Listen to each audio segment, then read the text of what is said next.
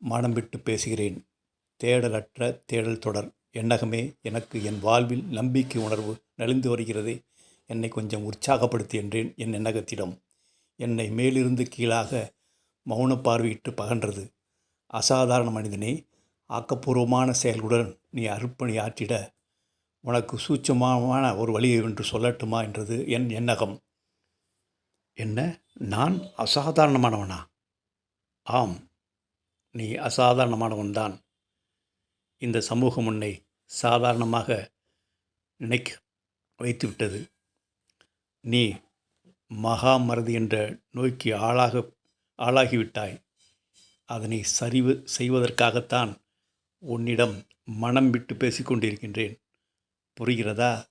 மனம் கடந்து உணர்வு நிலையின் உச்சத்தில் பேசிக்கொண்டிருக்கின்றேன்.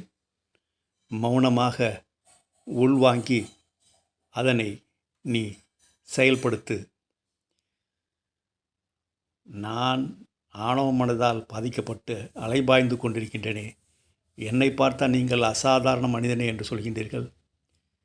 இந்த சமூகம் ஆணவ மனதின் வழியாக பல விஷய ஞானங்களை உன் மனதில் திணித்து இந்த சமூகம் அவர்களுக்கு ஒரு பணியாளாக, வெளிப்புற பணியாளாக மட்டும் வைத்திருக்கிறது. அதை நீ உணராமல் நம்பிக்கை உணர்வு தளர்ந்து விட்டது. என்னை உற்சாகப்படுத்து என்று நீ என்னிடம் கேட்கின்றாய். நீ நம்பிக்கையின், நம்பகத்தன்மையின் பேரரசன். நீ அந்த பரமாத்ம தன்மையின் பிரதிநிதி என்பதை நீ மறந்துவிட்டாய். அந்த மறதியால் தான் நீ என்னிடம் நம்பிக்கை உணர்வு நலிந்து விட்டது. என்னை உற்சாகப்படுத்து என்று ஆணவ மனதின் வழியாக கேட்கின்றாய். அதனால்தான் உன்னை மௌனமாக மேலிருந்து கீழாக பார்த்தேன். எப்பேற்பட்ட மனிதன் அந்த நீ! உன்னை மறந்துவிட்டாய். நீ உன் ஆணவ மனதின் தாக்கத்தால் நீ அற்புதத்தில் அற்புதமானவன் என்பதை மறந்துவிட்டாய். இயேசு அவர்கள் மனித பிறப்பு அற்புதத்தில் அற்புதமான ஒரு பிறவி என்று சொல்லி சென்றுள்ளார். ஏன் அப்படி சொன்னார்? வெளிப்புற காரணத்தால் எளிதாக நோய்வாய்ப்பட்டு அல்லல் படும் இந்த உடம்பிற்குள் அற்புதம் ஒன்று உறங்கிக் கொண்டிருக்கின்றது. அதை விழிப்புடன் ஒருவன் உயிர்த்தெழச் செய்துவிட்டால் அவனிடம் பல அற்புதங்கள் வெளிப்படும். பல படைப்பாற்றல் திறன்மிக்க செயல்பாடுகள் வெளிப்படும் என்பதை உணர்ந்துதான் மனித பிறவி அற்புதத்திலும் அற்புதம் என்று நமக்கு கோடிட்டு சென்றுள்ளார். நான் அற்புதத்திலும் அற்புதமானவனா? என்ன சொல்கின்றாய் எண்ணகமே? கொஞ்சம் புரியும்படி சொல்லேன். நீ உன்னை இப்பொழுது ஆணவ மனமாக நினைத்து கொண்டிருக்கின்றாய். உன்னுடைய உள்ளுணர்வு ஆணவ மனதில் சிக்கிக்கொண்டு அல்லல் பட்டு கொண்டிருக்கின்றது. சரி, நான் என்ன செய்ய வேண்டும்? அந்த உள்ளுணர்வை நீ உயிர்த்தெழச் செய்ய வேண்டும். உன் உணர்வு மனதிற்கு உயிர்த்தெழச் செய்ய வேண்டும். உன் இறை மனதிற்கு உயிர்த்தெழச் செய்ய வேண்டும். சரி, அதற்கு நான் என்ன செய்வது? உன் சக்தியை ஆணவ மனதிற்கு வழங்குவதற்கு பதில் மடைமாற்றம் செய்து உன் உணர்வு மனதிற்கு நீ அந்த சக்தியை திசை திருப்பி விட வேண்டும். ஏதோ புதுசாக சொல்கிற, ஒன்றும் புரியல. இன்னும் கொஞ்சம் விவரமாக சொல்லு.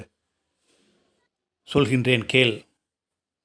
உன்னை நீ ஆணவ மனமாக நினைத்து கொண்டிருக்கின்றாய். அந்த நினைப்பை மற. நீ பரமாத்ம தன்மையின் பிரதிநிதி. ஏதோதோ சொல்கின்றாய், ஒன்று புரியவில்லை. ஆம், நீ பரமாத்ம தன்மையிலிருந்து வெளிப்பட்டவன்தான். சரி, நான் பரமார்த்த தன்மையில் வெளிப்பட்டவன்தான் என்றால் நான் ஏன் இவ்வளவு அல்லல் உறுகின்றேன்? நீ அந்த விஷயத்தை மறந்துவிட்டாய். நீ வெகு தூரம் வந்துவிட்டாய். உன் வீட்டை விட்டு வெகு தூரம் வந்துவிட்டாய். ஆணவ மனதின் எல்லைக்கே வந்துவிட்டாய். நீ புயலின் விளிம்பில் இருக்கின்றாய். நீ மையத்திற்கு திரும்பு. அந்த மையத்தில்தான் ஒன்றுமற்ற தன்மை இருக்கிறது. அந்த ஒன்றுமற்ற தன்மையில்தான் எல்லாமும் பொதிந்து கிடக்கின்றது. புத்தர் இதை உணர்ந்ததால்தான் மனிதனுக்குள்ள ஆத்மாவையும் ஆத்மா என்று அவர் சொல்லவில்லை, அனட்டா என்கிறார். அதுவுமில்லை என்கிறார், ஒன்றுமில்லை என்கிறார், நத்திங் என்கிறாய்.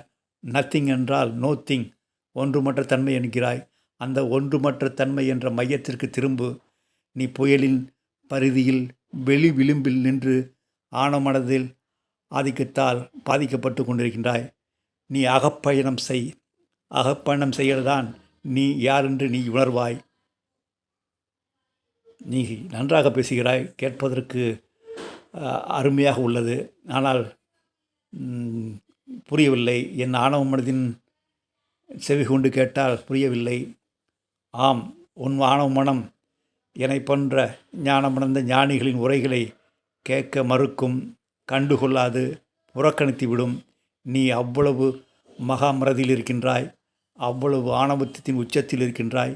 பல ஜென்மங்களாக ஆணவ மனதின் வழியாக செயல்பட்டு அதற்கு அடிமையாகிவிட்டாய்.